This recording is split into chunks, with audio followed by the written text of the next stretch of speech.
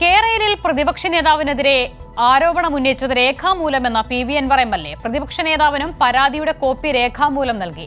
ആരോപണത്തിൽ നിന്നും പ്രതിപക്ഷ നേതാവ് തടിയൂരുകയാണ് ചെയ്തതെന്നും അൻവർ കൈരളി ന്യൂസിന്റെ ന്യൂസ് ആൻഡ് വ്യൂസ് പരിപാടിയിൽ പറഞ്ഞു.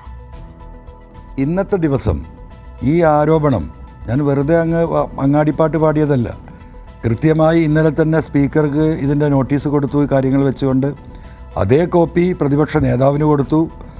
എല്ലാം ഔദ്യോഗികമായി നിയമപരമായി ചട്ടങ്ങളനുസരിച്ചിട്ടാണ് ഞാൻ ആരോപണം എഴുതി കൊടുത്തത്. കാരണം ഒരു അംഗം മറ്റൊരംഗത്തിനെതിരെ, മന്ത്രിയാവട്ടെ പ്രതിപക്ഷ നേതാവട്ടെ ആരായിരുന്നാലും ഇത്തരത്തിലുള്ള അടിസ്ഥാനപരമായ ആരോപണങ്ങൾ, പ്രത്യേകിച്ച് അഴിമതി ആരോപണം ഉന്നയിക്കുമ്പോൾ ചട്ടപ്രകാരം അത് സ്പീക്കർക്ക് നോട്ടീസ് കൊടുക്കണം. അതുപോലെ തന്നെ ഈ ഉന്നയിക്കപ്പെടുന്ന വ്യക്തിക്കും ഈ നോട്ടീസ് കൊടുക്കേണ്ടതുണ്ട്. ആ 2 നോട്ടീസും കൊടുത്തതാണ്. അദ്ദേഹം അതിനെക്കുറിച്ച് പരിപൂർണമായ അവയർനെസ്സോട് കൂടിയിട്ടാണ് ഇന്ന് കേരളത്തിൻ്റെ നിയമസഭയിൽ വന്നിട്ടുള്ളത്. ഇങ്ങനെ അത്രയും ഷാർപ്പായി ഉത്തരം പറയുന്ന അദ്ദേഹം എന്താണ് യഥാർത്ഥത്തിൽ എൻ്റെ പ്രസംഗത്തിൻ്റെ മറുപടി പ്രസംഗം കേരള ജനത കണ്ടതാണല്ലോ. എന്താ പറയുക, നല്ല ഒരു അഭിനേതാവിൻ്റെ തടിമിടുക്കോട് കൂടിയിട്ട് അഭിനയിച്ച് ഞാൻ കരയണമോ അതോ ചിരിക്കണോ എന്ന് ചോദിച്ച് മെല്ലെ തടിയുരുകയാണ് ചെയ്തത്.